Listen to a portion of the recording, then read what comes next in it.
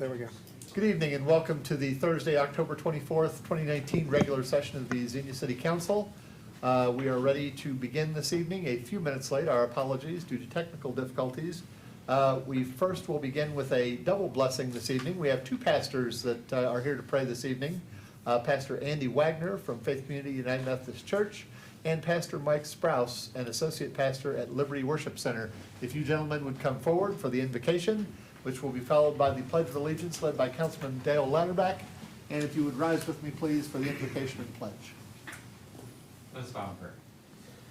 Oh God, at the open of this meeting, on this beautiful autumn day, we pause at the wonder and marvel of your creation, to rejoice in the abundance of your blessings, and to give you thanks for this great city of Xenia, Ohio.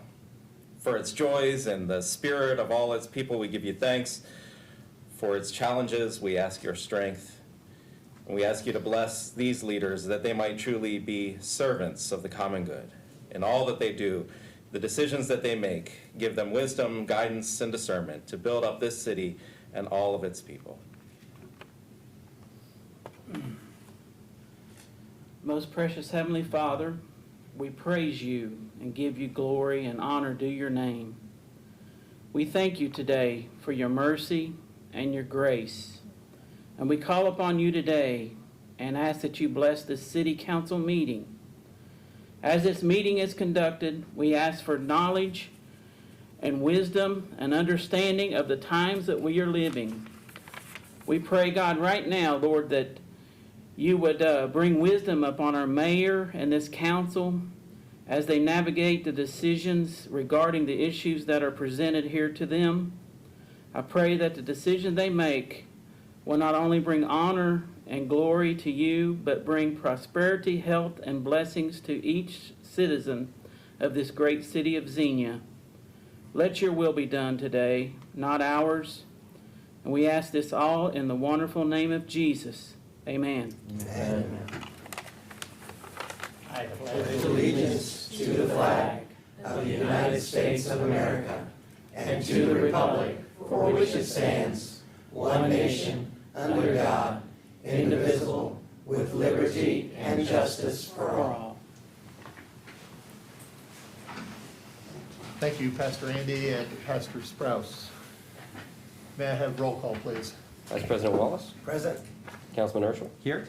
Councilman Latterback. Here. Councilman Smith. Here. Councilman Dean. Here. Mayor Mays. Here. President Engel. Here. Thank you. May I have a motion, please, for approval of minutes? First, our October 10th, 2019 regular session, please. So moved. Moved by Councilman Smith. Second, please. Second. Seconded by the Vice President. Any discussion or question on this first set of minutes, please? Seeing none, roll call. Vice President Wallace. Aye. Councilman Urschel. Aye. Councilman Latterback. Aye. Councilman Smith. Aye. Councilman Dean. Aye. Mayor Mays. Same. President Engel. Aye. Motion carried. Now a motion, please, for the October 10th, 2019 special session. So moved. Moved by Councilman Latterback. Second, please. Second. Seconded by Councilman Smith. Discussion or question on the second set of minutes, please. Seeing none, roll call. Vice President Wallace. Aye. Councilman Urschel. Aye. Councilman Latterback. Aye. Councilman Smith. Aye. Councilman Dean. Aye. Mayor Mays. Abstain. President Engel. Aye. Motion carried. Thank you. We have an opportunity for a special presentation this evening. Mr. Joe Braden, a representative of the Ohio Auditor of State, will be presenting the Finance Department with the Auditor of State Award with distinction for the fiscal year 2018 Comprehensive Annual Financial Report. Thank you, sir. Thank you. It's my honor to be here on behalf of Auditor State Keith Faber to present the City of Xenia with the Auditor State Award with distinction. I was just telling the commissioner a minute ago, I said, you're going to have to hear some of the stuff I said again. I just did this last week to Greene County. So that says a lot about your county and the city, how you guys are doing such an awesome job with your finances.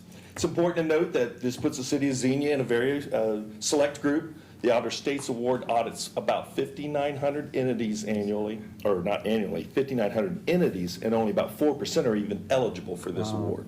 Wow. The Auditor States Award with distinction is presented to local governments and school districts upon the completion of a financial audit that meet the following criteria of a clean audit report. I always like to read through this criteria so everyone kind of knows what it took to make this happen. So let me share this information with you from the criteria from our office.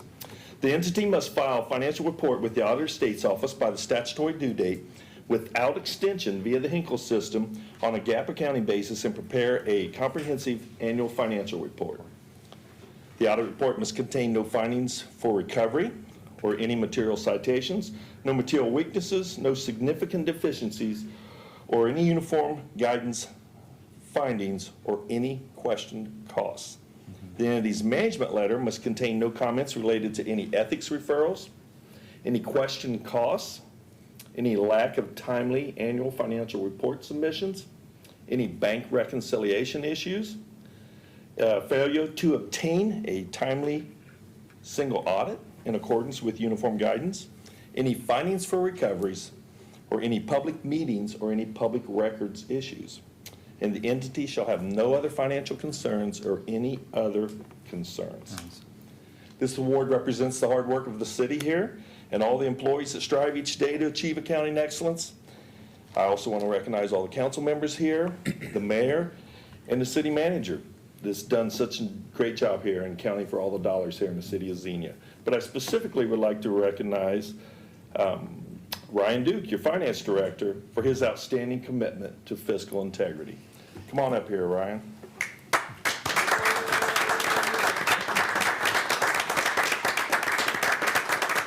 Congratulations. On behalf of Auditor of State Keith Faber, I'd like to present the Auditor of State Award with distinction to the city of Xenia. Thank you. Thank you so much.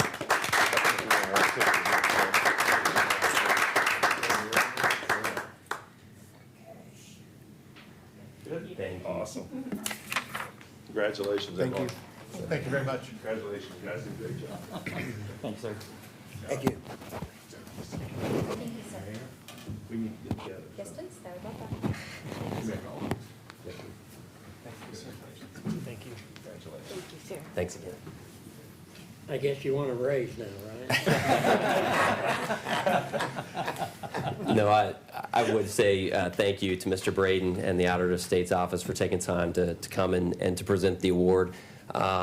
Jason Lake did a ton of work on this report to get it right, and we've got a lot of great people in our finance division who work hard to make sure that we're following the appropriate protocol, procedures, policies. So thank you to everybody in the finance division. But even beyond that, a lot of the employees throughout the city, a lot of our department heads work really hard to make sure that they're compliant. And so if any of those individuals aren't doing a great job, it would impact our eligibility for this award as well. So really thankful to the entire city and the work that all of our employees put in to receive this award. So thank you.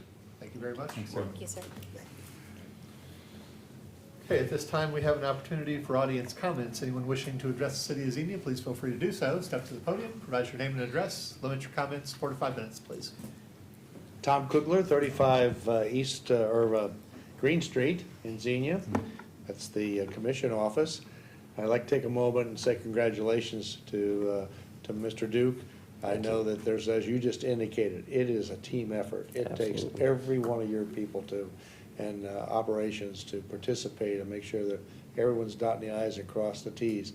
I'm starting to think, because we received the same award as at the county, that maybe it's the Xenia water that maybe has something to do with it. That's the only hope, right? Yeah, that's right. Listen, thank you for allowing me to be here, Mr. President, Mayor, Council, staff.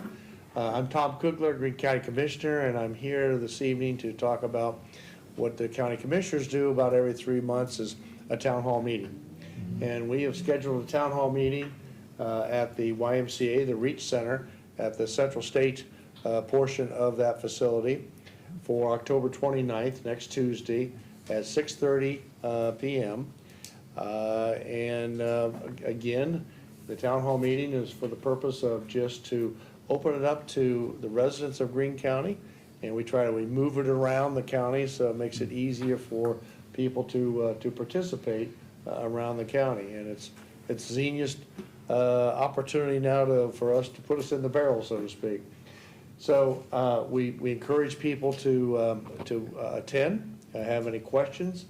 What we will do, the agenda is pretty simple, is that we will do a kind of state of the county slide presentation, and at the same time, we also talk about the organization of the county and how all the county elected officials interact with each other. Sometimes that can be confusing when you look at how the commissioners work with the other elected officials. People think sometimes that the commissioners are up here and everybody else is down here, but it's nothing like that at all. Each county elected official is on that same plane, and it's interesting to see how that all functions. That's kind of interesting to see that it even functions at all sometimes.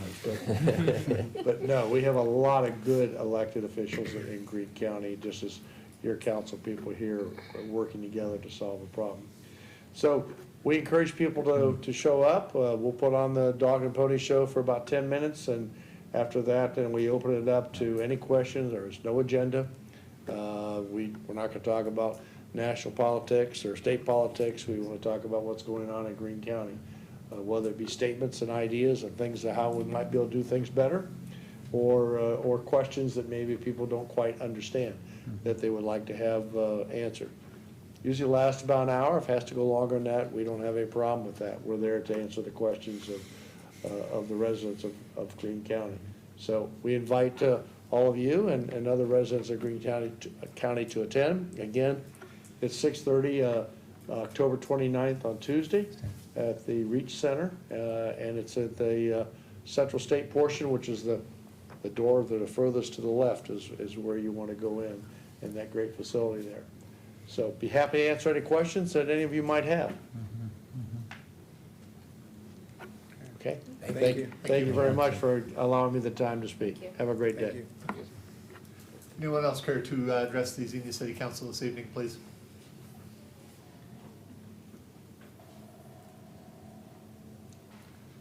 Seeing no one else come forward, we will move on to old business. First item under old business is Resolution 2019-HH, adopting a 5-year 2020 to 2024 capital improvement plan for the city of Xenia, Ohio, originally introduced by Councilman Smith. Thank you, Mr. President. I would move for passage, please. Thank you. Has been moved for passage. Is there a second, please? Second. Seconded by the Vice President. Any discussion or question on the motion before us, please? So I just wanted to commend Jared and the team for the hard work that they did to put this together, and a lot of discussions that we've had over this last year, and especially some of the items that we were discussing this year in the budget committee.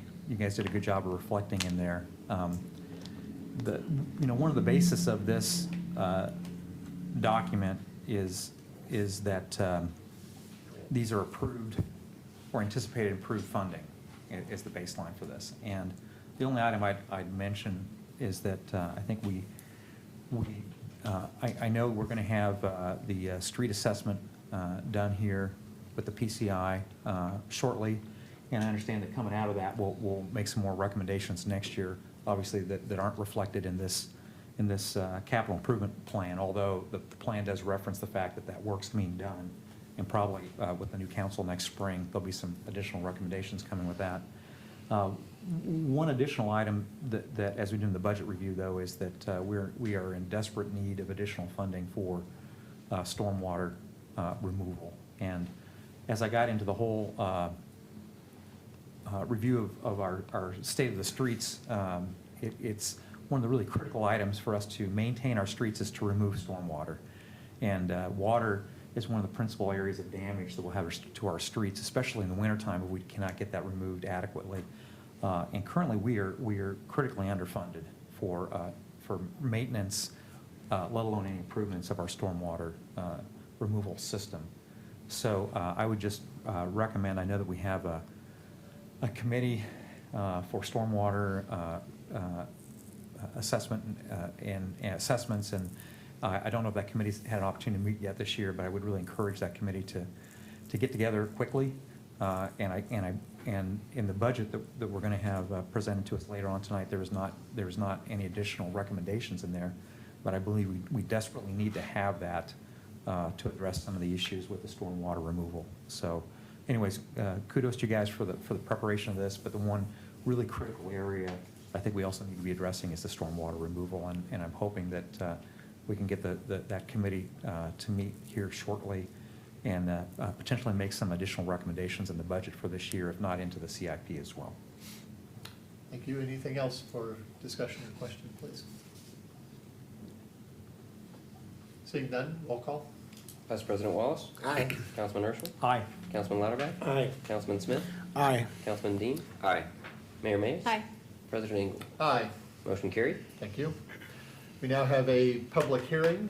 It is for Resolution 2019-KK, seeking an introduction, authorizing amendment to the 2018 CDBG allocation grant and further authorizing use of CDBG program income from the city's Economic Development Revolving Loan Fund for the Shawnee Park Playground Equipment Project. Mr. City Manager. Thank you, Mr. President. So this item is good news all around from staff's perspective. There's two parts here. So because we came in under budget on the West 2nd Street project grant funding for the curbs and aprons, we have a remaining $28,623 grant dollars for that project. We'd like to amend our grant and direct those towards the Shawnee Park playground improvement. We're also requesting $61,377 of CDBG program income. Those are originally state dollars to be directed towards that same project. So the requirements for those funds is that they need to meet HUD's national priorities, specifically in this case that will benefit low to moderate income families. So the existing playground, as many of you guys are aware, is over 20 years old and is in need of repair. The total project, as projected in the CIP, is $340,000 for replacement of all that. So we're going to have to break that down into several phases, seek some charitable donations, as well as apply for several grants to get that replaced in its entirety in the coming months and or years. So staff is requesting council conduct the public hearing tonight, another public hearing on the 14th, and then introduce this resolution for the amendments for the CDBG allocation grant for $28,623 and authorize the expenditure of city's CDBG program income funds of $61,377 towards the Shawnee Park playground. Thank you very much. I will open the public hearing at this time and ask anyone wishing to speak in favor of authorizing the allocation of this grant to step to the podium, provide us your name and address. Limit your comments 4 to 5 minutes, please.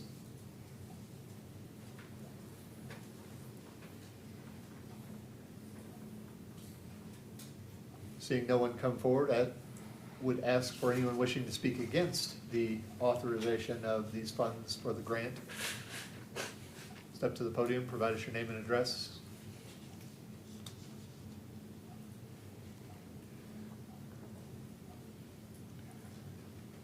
Seeing no one come forward, anyone wishing to speak neither for nor against this request, but on the subject of the authorization, please step to the podium.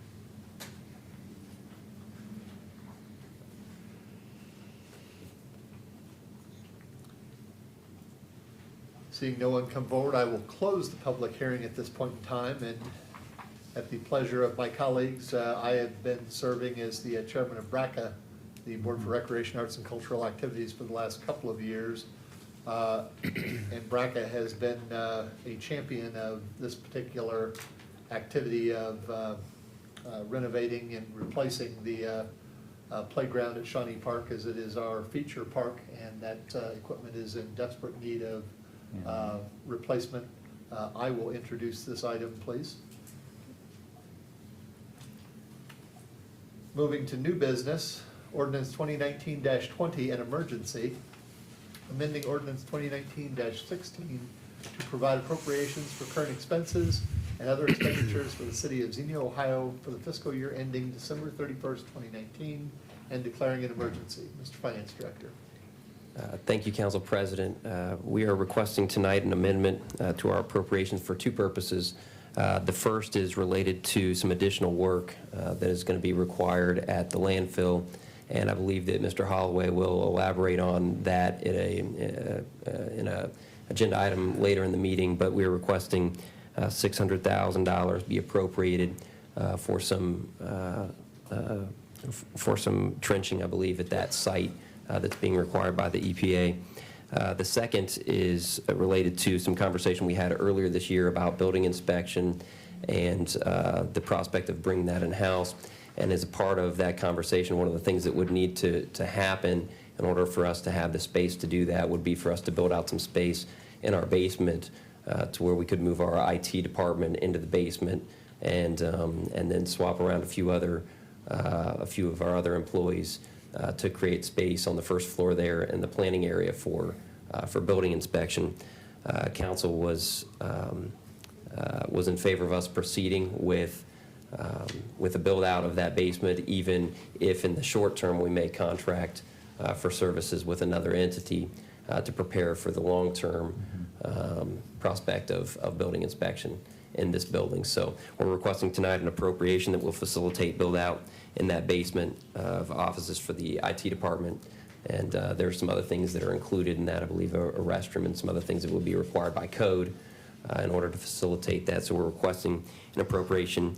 The distribution of those expenses is it's apportioned in the same way that the debt service on this building is.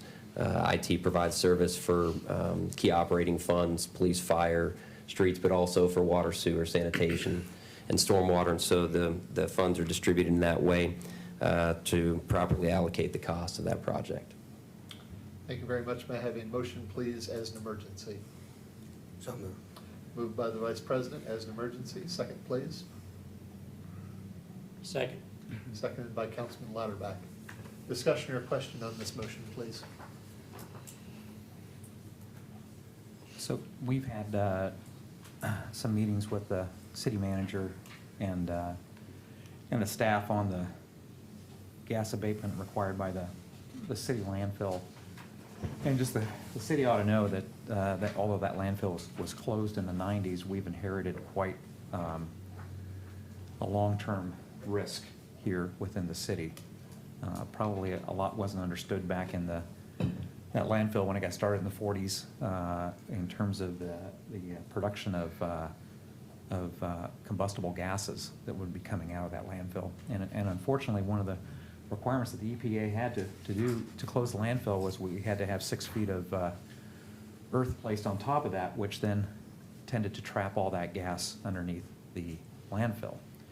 And so as it's been trapped there, it has no place to migrate other than horizontally, and it's tending now to migrate out towards populated areas of the town, which could be disastrous if that gas then would vent up through basements or other areas and stuff. So anyways, kudos to the public service folks and the folks in the department. This is basically preemptive work to allow us to vent those gases prior to them exiting out. And for those of you, what was the part of the bike path where we have the current venting going on now? Down Towler Road. On Towler Road. Portions of the bike path, Many of you have driven down there, and you've probably seen those vents and said, surely those will only be there for 6 or 12 months and we'll get the bike path back. Well, no, that's permanent venting, because the portion of the landfill there is going to be continue to produce combustible gases for quite some time to come. So anyways, this is not a nice to have. This is a desperate have to have. And for those of you who are going to be on council next year, we may have additional costs associated with abatement on this landfill, not only next year, but unfortunately, just in the decades to come as well too. So anyways, I just wanted to thank the public service folks and the folks on the staff to get ahead with this, but I just think this is a desperately needed item. And the only thing I'd mention in terms of getting the basement built out, but we paid to construct this facility, and to not utilize a third of the space of the facility just does not seem to be wise. So in terms of the cost versus the overall cost of building the facility, it's a fairly small number, and we literally have some of the staff that are sitting in closet space right now, operating, and it just seems foolish for us to pay folks to do hard work and put them in a closet when we have a whole level of the building available to us to help give them a better working environment, so. Any other discussion or question on the motion, please? Seeing none, roll call. Vice President Walls? Aye. Councilman Urschel? Aye. Councilman Latterback? Aye. Councilman Smith? Aye. Councilman Dean? Aye. Mayor Mays? Aye. President Engel? Aye. Motion carried. Thank you. Next item on the agenda is ordinance 2019-21, seeking an introduction, amending sections 1236.10B2 and 1236.10C2 of the City of Xenia Land Development Code. Mr. City Manager. Thank you, Mr. President. So as requested by council at the October 10th council meeting, this ordinance amends the city's land development code to address the unique situations at the Alan Besco site. Currently, the existing temporary sign regulations in the land development code regulate square footage on a per lot basis. So every parcel or lot has signage limitations. So within the B3 zoning district, temporary signage is 32 square feet for up to 60 days per year, and inflatable signs have some additional restrictions of a maximum of 12 foot in height and no more than 14 days per year.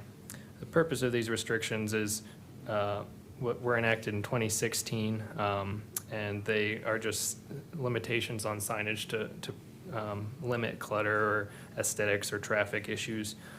But after a lot of staff discussion, including the individuals from Alan Besco and some council members, the proposed changes would allow the owners of lots in the B3 district that are contiguous to be able to aggregate their permitted square footage of signage. So specifically with the Alan Besco lot, which occupies 11 parcels in our downtown, that would be enough square footage that they would be able to fly their inflatable eagle. The proposed amendments also remove the 14-day limitation for inflatable signs, and then they would be subject to the same 60-day per year requirement as commercial temporary signs. So these proposed amendments would apply to everybody in the city within the B3 zoning district. And so there's a couple other businesses that could increase their signage if they were interested as well. So upon introduction of this ordinance, it will be referred to Planning and Zoning Commission. They have to hold a public hearing. Their next meeting is November 7th. And then they'll make a recommendation back to council. So I assume that would happen by our November 14th meeting for your approval at that time if you so desire. Thank you very much. May I have an introduction from one of my colleagues, please? Sure, I'd like to introduce, go ahead and make the introduction for the ordinance. Thank you. Introduced by Councilman Urschel. Sure. And can I make a couple of comments here as well? Please. Sure. So, once again, I just want to thank our law director and city manager and some of the other folks on their staff. We had a great working session, Dale and I did with the folks from Alan Besco and also taking a look at some potential opportunities to move forward. Obviously, they went forward with a trying to get a variance that was specific to them, and that was denied. And the reality is that under the 9 criteria that they had there was no way that we could approve that with the code-specific criteria that we have, which is law for the city of Xenia. However, we felt like the folks in the city planning group came up with a great compromise on that, basically that would apply to all of our businesses in the city, and we have multiple businesses that have multiple lots. And there was a sense that with businesses that have larger lot areas and additional lots, it would be good to allow them to have larger sign areas than those that have smaller lot areas and businesses, and that would be applied equally to everyone in the city. We also discussed the removal of the specific restriction on inflatables that was at 14 days to make it consistent with all the temporary signage, which was at 60 days there. So understand that this will go not to the BZA, but to the zoning board, And there'll be a public hearing there, and then the zoning board will make a recommendation back to us as the council. The zoning board does not approve or disapprove, they make a recommendation. And then we'll have an opportunity then to hear that and have a second reading of this at our next meeting. This did not achieve all the items that Alan Beska was looking to, but we felt like it was a good compromise that would allow them to have a larger display due to the fact they have a lot more lots, and they would also be consistent with the other businesses in the city.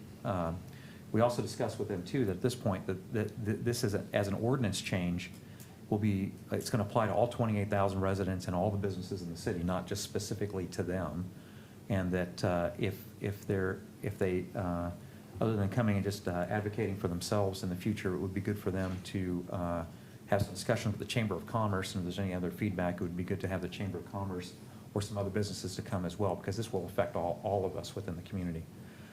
So once again, as we meet in our next council meeting, if we did approve at that time, there'll be a 30-day hold on the implementation of that pending. And Danette, what is the specifics then of what can happen during that time? The public can come back and do what during that time?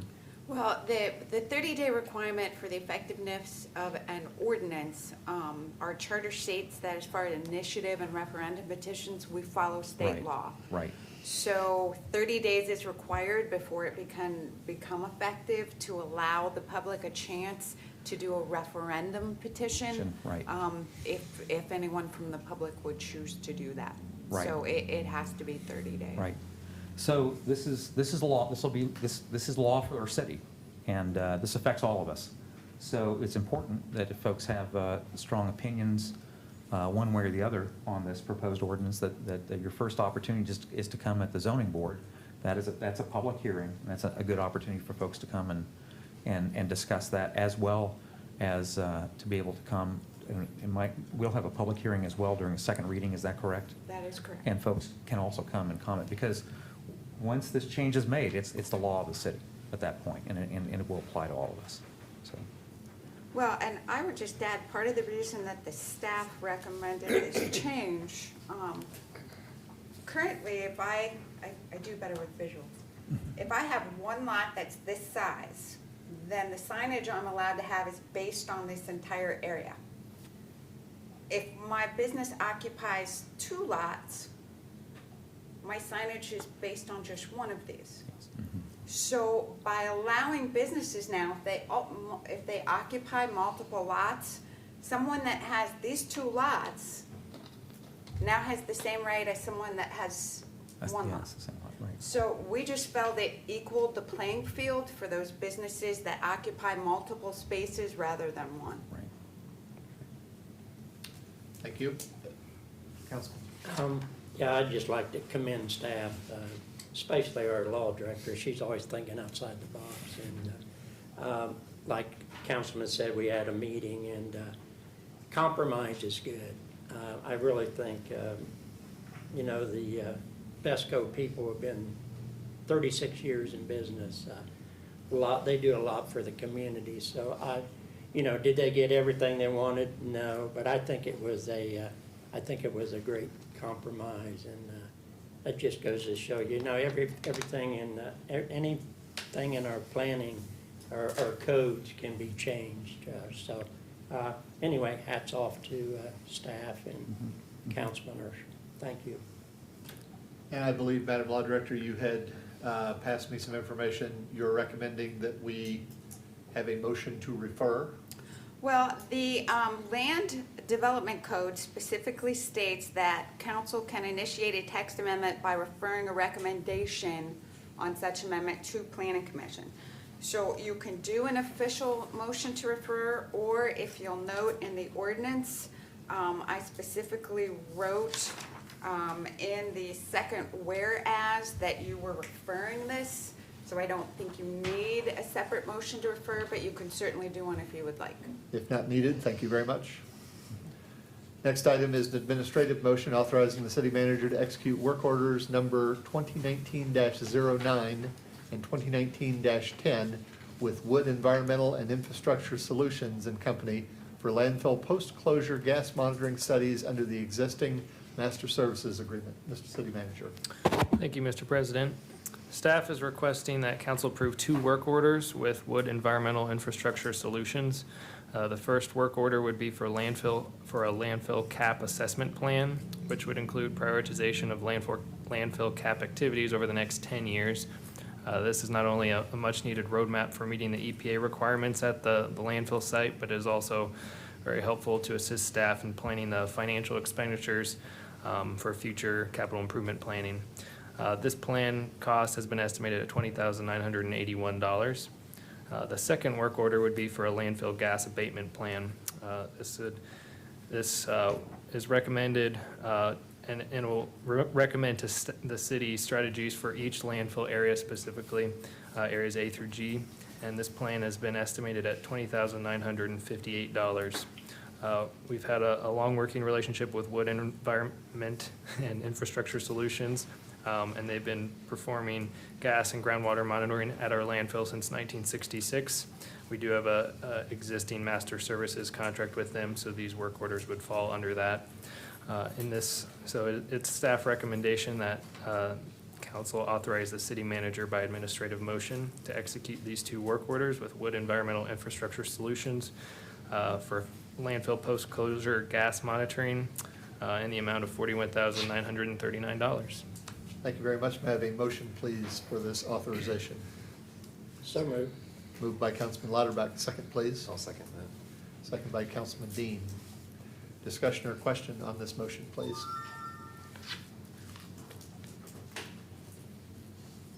Seeing none, roll call. Vice President Wallace, Aye. Councilman Urschel, Aye. Councilman Lauterbach, Aye. Councilman Smith, Aye. Councilman Dean, Aye. Mayor Mays, Aye. President Eagle. Aye. Motion carried. Thank you. Next item is also an administrative motion authorizing the city manager to execute a contract with Quantum Network Integrators for fiber installation and maintenance services. Mr. Finance Director. Thank you, Mr. President. As council is aware, we've done a good bit of work in recent years to expand our fiber network, and there's still much more work to do in order to connect various city facilities and sites. On September 12th this year, we issued an RFP for fiber installation services, and on October 8th received 2 responses to that RFP. One of the responses was from Quantum Network Integrators, who is the company who won our business when we bid this out several years ago, and they've done several projects since then. The other was from a vendor, actually our current internet service provider, and we have a good relationship with them, but the proposal that they made was a little different than what we had specified in the RFP. They actually wanted to own the lines and then lease them back to the city over a 20-year period, and the cost per foot in that arrangement was actually more than the cost in the proposal that we're recommending tonight, where we would actually own the fiber. And so we are recommending an award to Quantum Network Integrators. The average cost per foot in this proposal is $13.25. That's based on current material prices.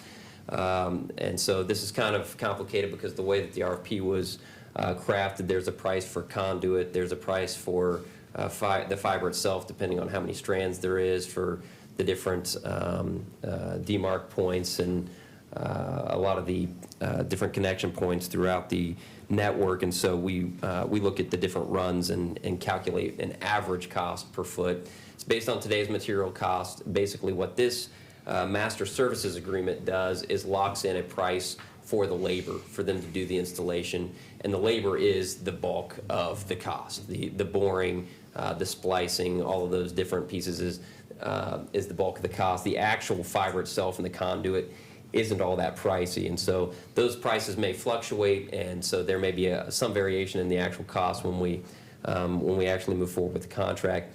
But this master services agreement is for a 3-year period. It would lock them in at these different rates for that period. They would be the vendor that we would use over that period for any installation that we do.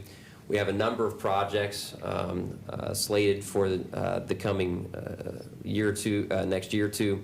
And as we actually move forward with each project, we would bring that back to council because it would typically exceed the $25,000 threshold. So as we go out, we would essentially say, this is the segment that we'd like to move forward with. Please quote the price at the current materials rate, and they would provide us that work order. We would bring that back to council for approval. We would intend actually here within the next month to try to bring back one of those work orders. The next run that we plan to make is to the industrial park over off of Innovation Way. Actually, our current internet service provider would provide internet services to the Career Center, and they would lease lines from us to do that. And so that's one of the positive things with us owning the fiber and getting this infrastructure in the ground is that we can then turn around and lease strands to other providers who would have interest in using our network. And so there is some time frame or some time sensitivity to this and trying to get fiber out to that site so that they can be ready to go for their school year. The other piece is connecting to fiber run that Mavecca, who's our current ISP or service provider, is running to Hawkins Road. And we have actually a sewer plant over in that area over off of Ford Road. We would plan to run fiber to Ford Road and connect to Mavecca at that point. In doing so, we would eliminate our reliance on spectrum entirely. And so there would be no transport costs. Right now in our monthly fee we pay to Mavecca, there's a transport fee built into that. And so as we continue to build out our network, we'll eliminate any of those transport costs, and it actually cuts our monthly internet service fees into a third of what they would, what they currently are. And so that's another one of those benefits of us expanding our network and connecting directly to some of these providers. Is that it really positions us well for the future. So this is just the first step in that master services agreement. Any actual projects and expenditure of dollars, we would come back to council and request that project specifically before proceeding. And you should expect to see us bring something back here pretty soon for that first project. Thank you very much. May I have a motion, please, to authorize the contract with Quantum Network Integrators? So moved. I'll second it. Moved by the mayor, seconded by the vice president. And I do have a question as to that third savings that we're gonna save is how much? So Roughly, and I know. the savings on our actual internet would be about $1,000 per month, so about $12,000 a year that we would save. But that's just the savings that we would receive from our ISP. We are then leasing lines to this provider. They're already committed to provide service to Greene County Career Center, is my understanding. We're actually working with Legacy Schools and Athletes in Action, who are also in that area. It's possible that they may win a contract for Legacy and lease additional lines from us to provide service to them. And then Athletes in Action has some interest in us providing service to them. All of those are just preliminary conversations. We've had some really good discussions with them, and we're hopeful that ultimately we may be able to win their business. And so that's another, not necessarily savings, but revenue generator that helps to offset the cost of actually putting the fiber in the ground. So the more of these institutional partners that we can get into the fold, and it's not just a benefit to the city, it's a benefit to these institutions.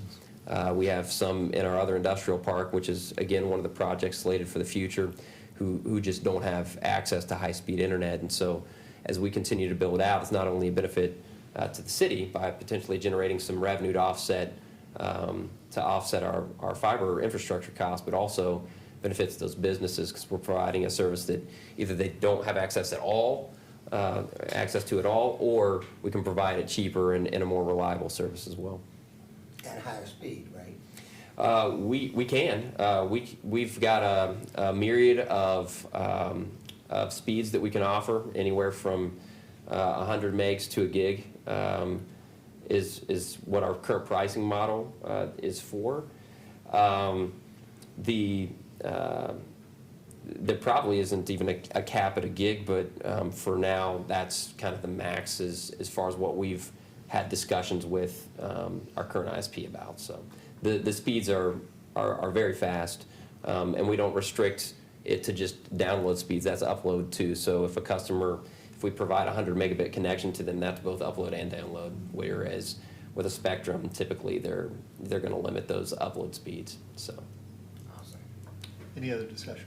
You just brought up an interesting point. The folks in the industrial park now, all the businesses there, does not have internet? Correct. Wow.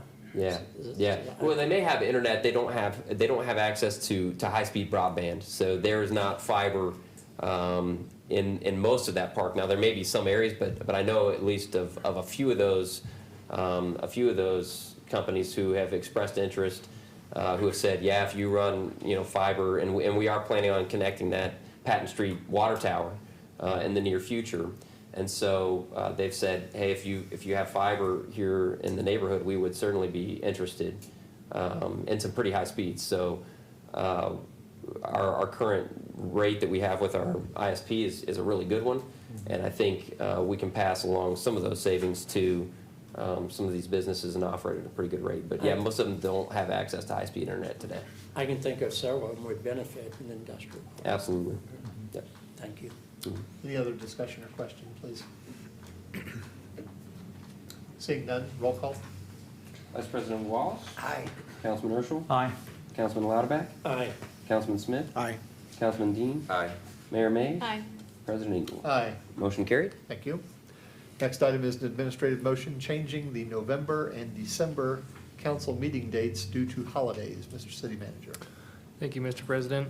As requested by City Council, this administrative motion would change the second meeting in November, currently scheduled for Thanksgiving, to Tuesday, November 26th, and change the second meeting in December, currently scheduled for December 26th to December 30th at 5:30. That would accommodate the financial closeout. Thank you very much.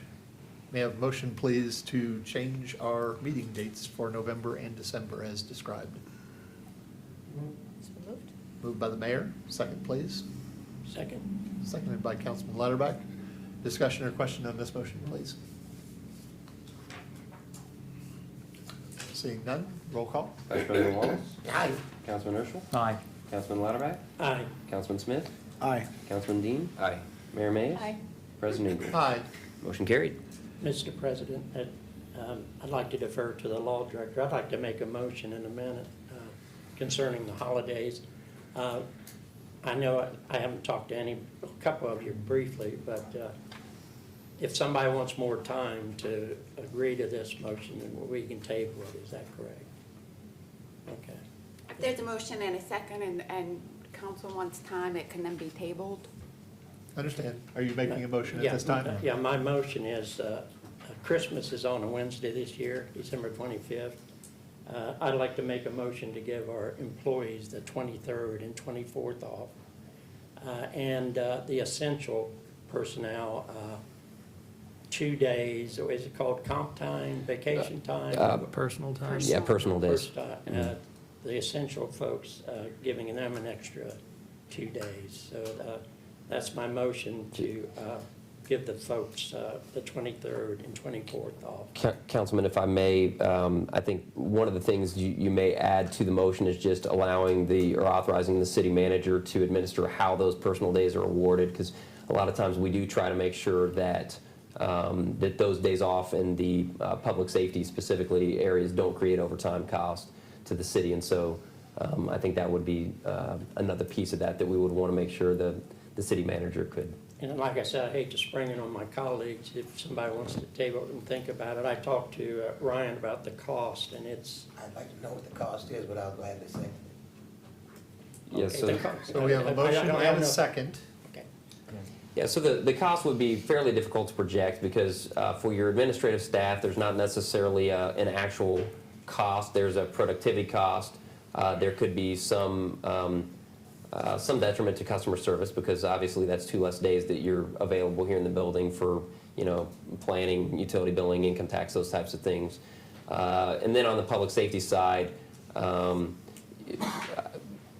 ideally it doesn't create any overtime or, again, additional cost, but there is some productivity cost to having, less people on the streets on those days when you otherwise might be slightly above minimum. So I don't have a specific cost because it really is dependent on, each shift and what would happen there. But I think more so it's a productivity cost than it is an actual additional cost to the city. Any other discussion or question on the motion, please? Quick question. Yes. Just out of curiosity, I know you can't speak for all of staff, would there be a preference of the 23rd and 24th versus the 26th and 27th? I know, like, for example, when you have Thanksgiving off, it's nice to have that next day off. And I don't know that it matters, but in our home, that would be a preference. So I'm just curious if that's a general feel or does it matter? Yeah, I honestly don't know. I Okay. think not having that one day where you come in and then you're back off is probably, just from an operational standpoint, probably better for them to be grouped together, and then you're not here day, off 3, and then here day, and then, so I think and especially if people are traveling over that weekend or something like that, it probably is a little better to have off Monday and Tuesday, but I mean, we haven't polled them, and it's, Okay. yeah, it's difficult to say, but I would say I was certainly just- from an I was just operational thinking traveling standpoint. home on Christmas, if it's nice to have that on the backside. Right. Yeah, both would be Either greatly appreciated by staff, and so you're not going to hear complaints either way that you go. Operationally, I think it would be better No, not and I'm to. certainly not saying that. I'm just thinking, like, when we travel for Christmas, it's nice to have an extra day to come I home. understand. I was Yeah, just kidding. operationally, I would say it's definitely better not to have a day, 3 days No, I a wasn't day. thinking that at all. I was Um, just thinking either the 2 days before or the 2 days after. Well, I Gotcha. can only speak for the law department. What we do is really tied into the municipal court. The court has always closed at noon on Christmas Eve. So a half a day extra there for them isn't really a Monday, even if Monday's given off, if we have cases, we will have to be here. If you did it Thursday and Friday, the court's open that day, we will be here. So it doesn't matter. It will affect every department differently. Okay. Whether it's Monday and Tuesday or Thursday and Friday, I don't know that you could pick Okay. one or the other. Just a and curiosity. say- Thank you. Right. Any other discussion or question, please?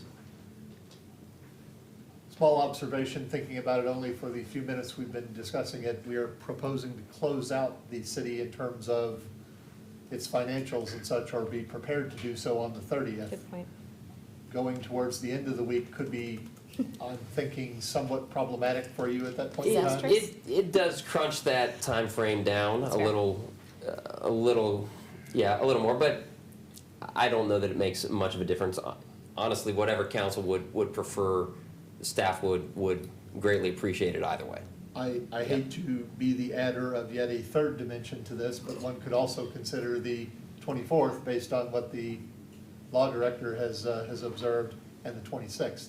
Then you have a situation where if there are people who wish to take an extra day to return home from somewhere, they have that luxury to do so. And then you have work days at the end of each of that week, such that you're able to catch some last minute business before the holiday, and then a push before we try to close out the fiscal year. That would affect traveling if you're trying to tie it into a weekend. That would be Absolutely. so.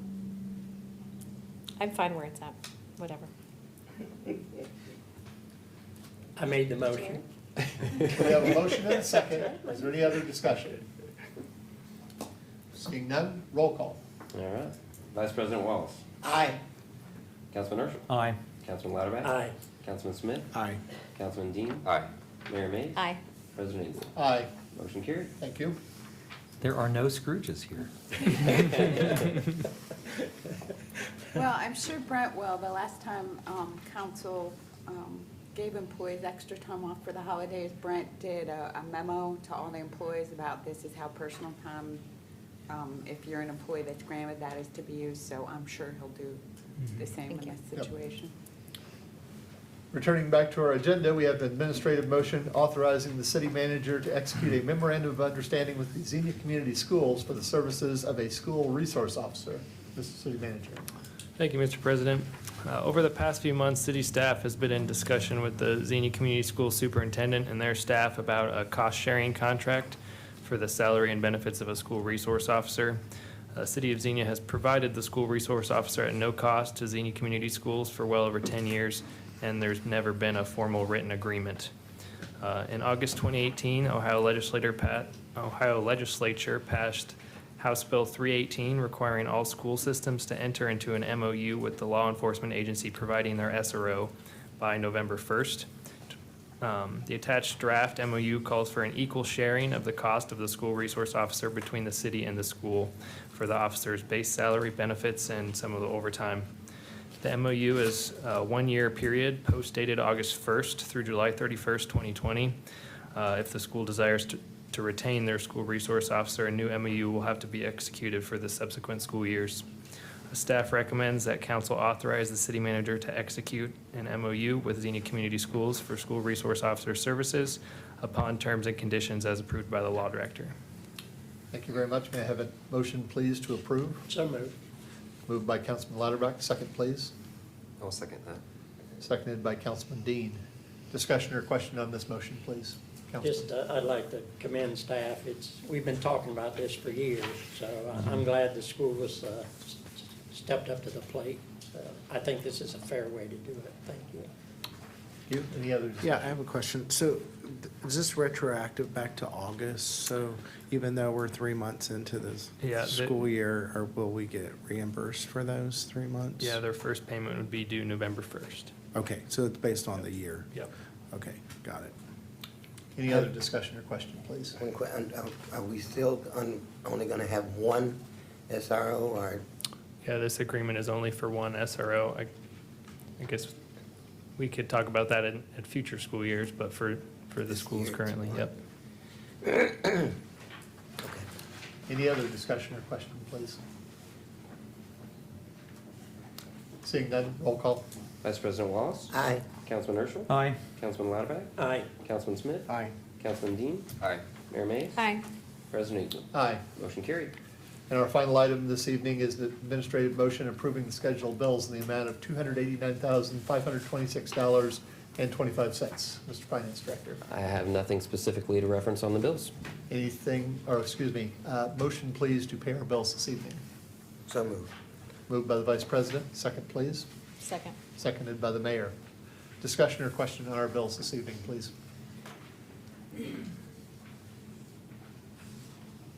Seeing none, roll call. Vice President Wallace? Aye. Councilman Urschel? Aye. Councilman Lauterbach? Aye. Councilman Smith? Aye. Councilman Dean? Aye. Mayor Mays? Aye. President Eagle? Aye. Motion carried. Thank you. This time we have an opportunity for appointed official reports and council comments. Mr. City Manager. Just a couple of things. I wanted to thank Xenia Community Schools and the agencies that participated in our active shooter scenarios last Friday. Don't have a final report back from that event on all the findings, but initial indications show that it was very helpful for everybody. Teachers and faculty at school were very appreciative, and the agencies that participated. I did want to thank police and fire, the police and fire divisions for putting that event and training exercise together. Also, we'll probably be reaching out to you here in the next day or early next week about another special session, specifically for our health insurance renewal. Typically, that's done last meeting of October, first meeting of November, but since our November meeting's the 14th, it's kind of late in the month. So we'll most likely have to have another work session either on the 29th or the 5th, 29th of October or November 5th. So I'll reach out to you about that. Just wanted to give you a heads up. And then a quick reminder that we would like to get a picture of everybody who's wearing their Turn the Heat Up on Cancer shirts right after the meeting. Kick us. That hurt.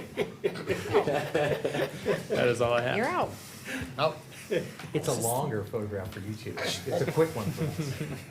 anything for our city manager for this evening, please? Mr. Finance Director. I have nothing else this evening. Thank you. Anything for our Finance Director this evening, please? Just congratulations again. Thank you. Yeah, Yeah. yeah. Absolutely. Can you put that plaque, picture of that on the city website? Sure. That'd be nice. Yeah. Mhm. Madam Law Director. I just wanted to give council an update. It's, the Charter Review Commission started meeting in July. We've been meeting the first and third Tuesdays of every month at 12:30. Those meetings are open to the public. Anyone's welcome to attend.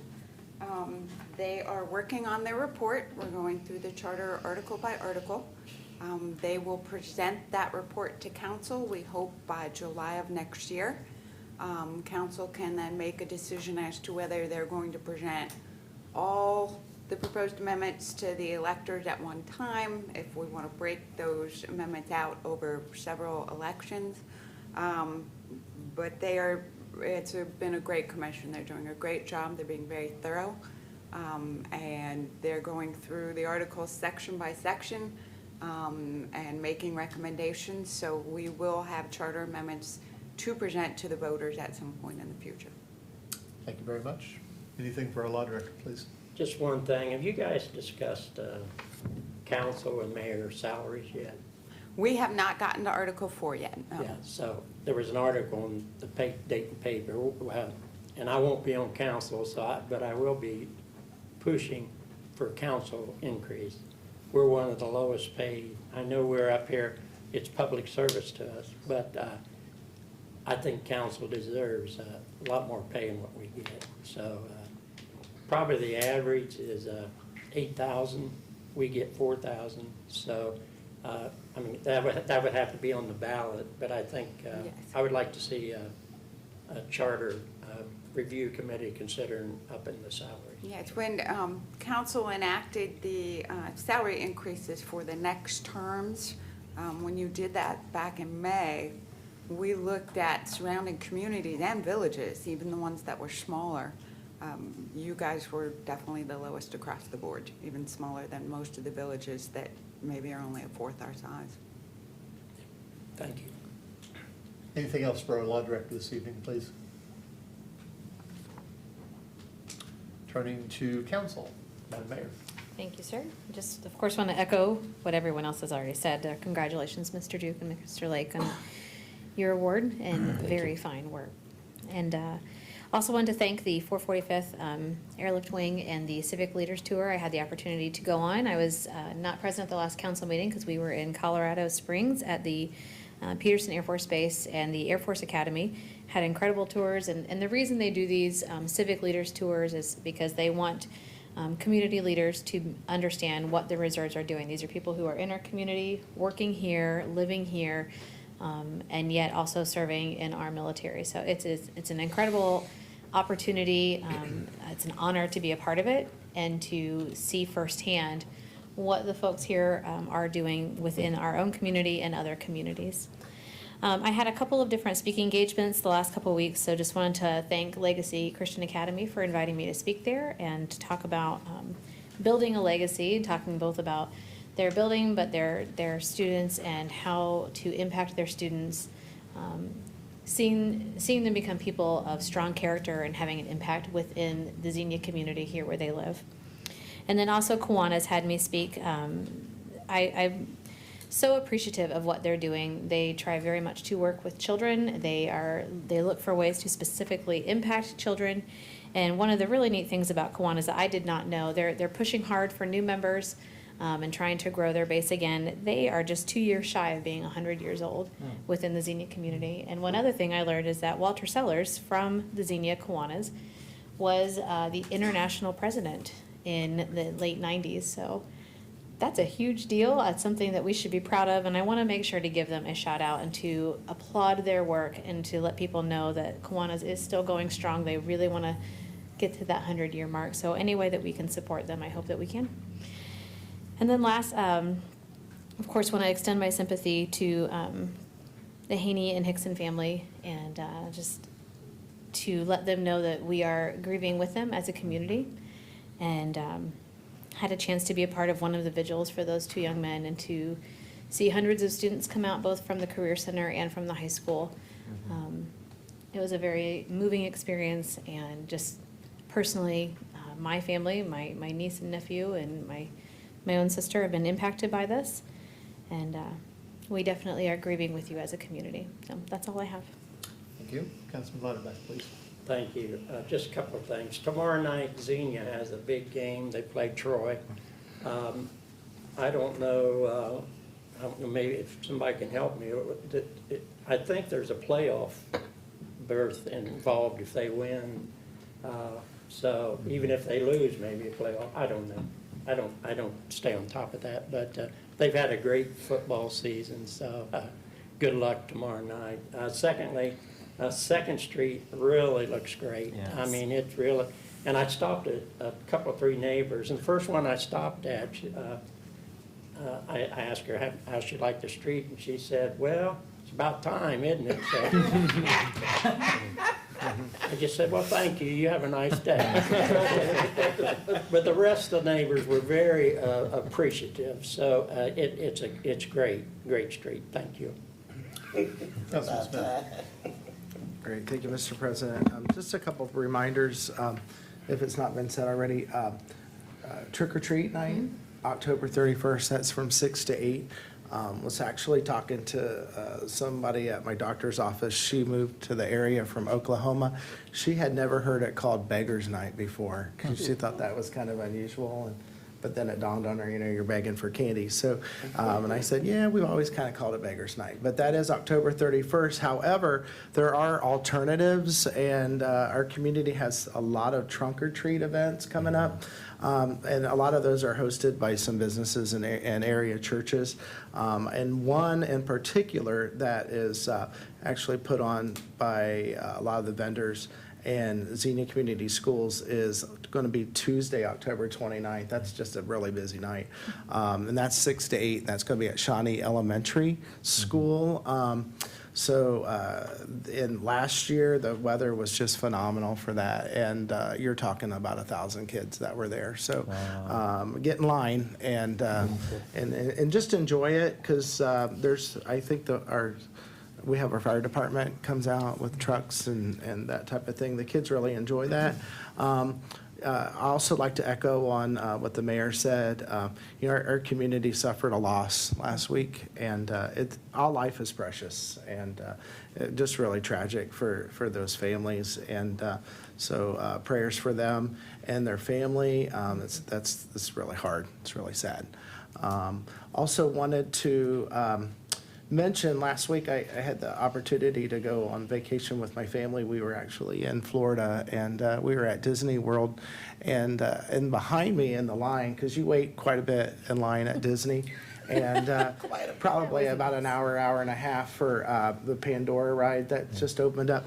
And I heard these people talking to me, and they were talking about the library and taking books back, and they said, well, what library did you go to? And here we are in Florida, and they said Dayton, Xenia, or Fairborn, which one of those? And I thought, what? So I asked where they were from, and they were actually a military family from Fairborn, but they were actually, I thought they were talking library, but they were actually talking the YMCA. Yeah. And so they were really impressed with the Y that we have in the area. And so I got to talk to them a little bit. And the parents live in North Carolina, but the son and daughter are stationed at Wright Pat. So just a little, it's just great. We're all connected somehow. So, but yeah, I just want to thank everybody for watching. Have a safe week next week, and we'll see you at the next meeting. Thank you. Thank you. Councilman Urschel. Yeah, just a couple items. At one of our previous meetings, we had approved the legislation to establish a special energy improvement district here in Xenia. And I just want to let you know that we've got our board of directors has been established, and the first project has stood up under that. And for those of you who may not know, this has to do with some legislation that the state of Ohio passed called Property Assessed Clean Energy Financing. And basically what this legislation allows you to do, and right now it's not for residential use, it's for commercial at this point, but allows commercial entities to obtain a loan for projects that will have some energy improvement. And this goes the whole spectrum, either from things like geothermal to solar to windows, or heating, cooling systems, a lot of different projects that you can do.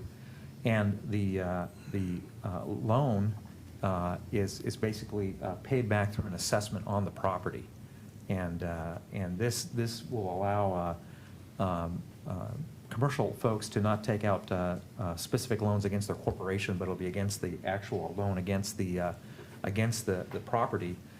And at a much improved interest rate, because basically if there's any default on that, the assessment is obtained back through the property, and this actually rises to the very first level of the assessment before any other liens on the property, including the mortgage.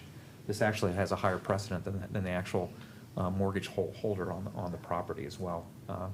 We had some discussion about whether this could be used for residential purposes as well.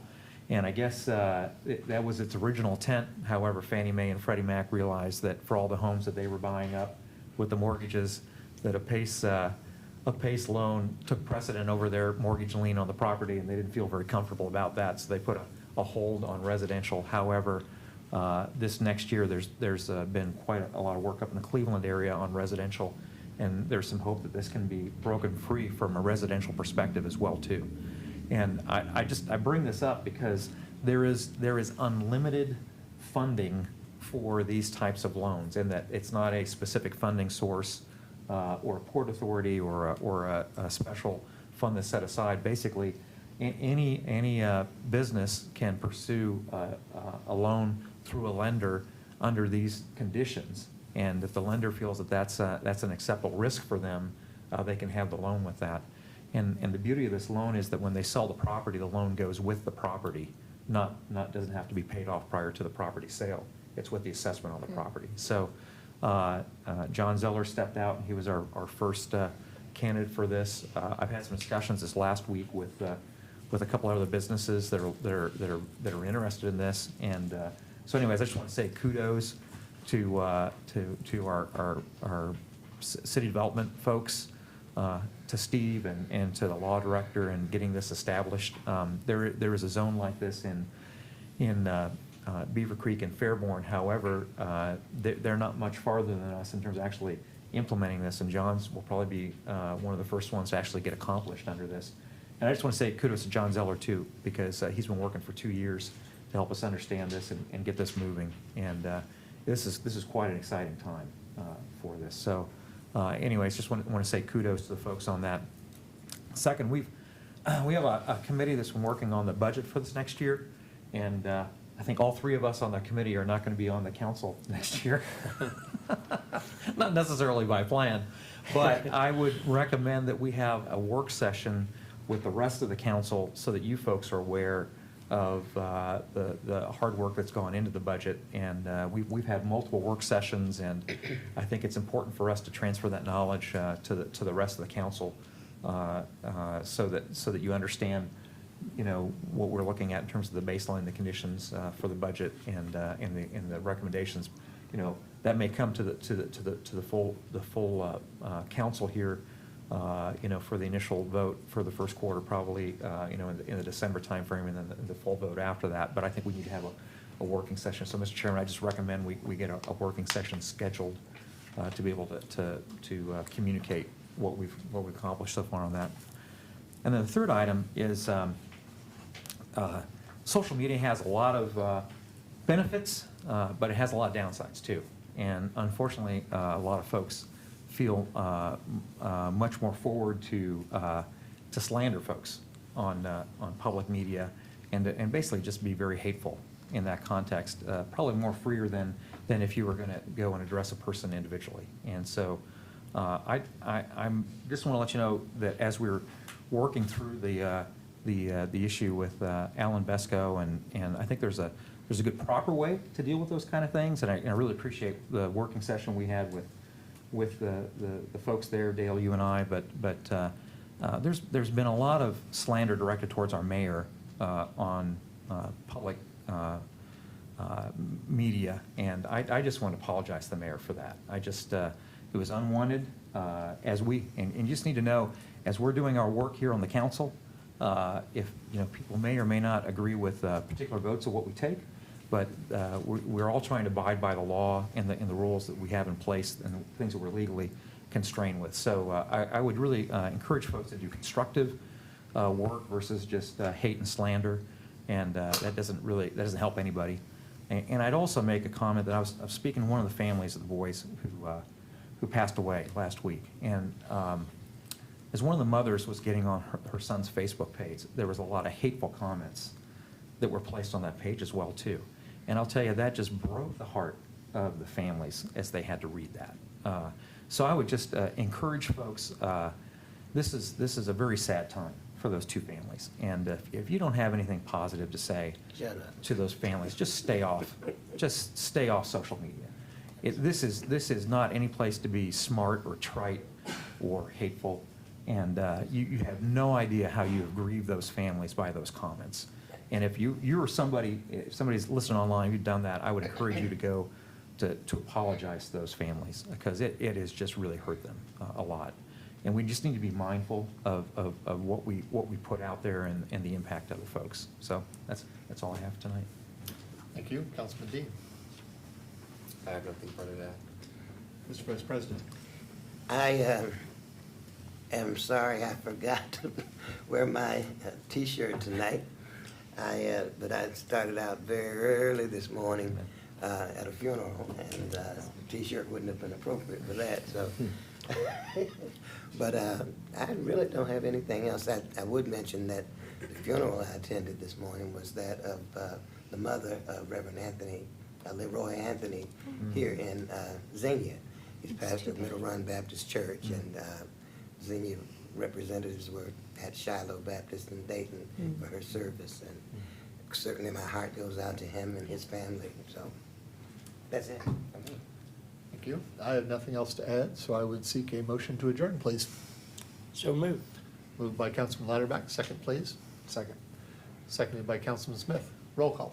Vice President Wallace? Aye. Councilman Urschel? Aye. Councilman Latterback? Aye. Councilman Smith? Aye. Councilman Dean? Aye. Mayor Mays? Aye. President Engel? Aye. Motion carried. Thank you.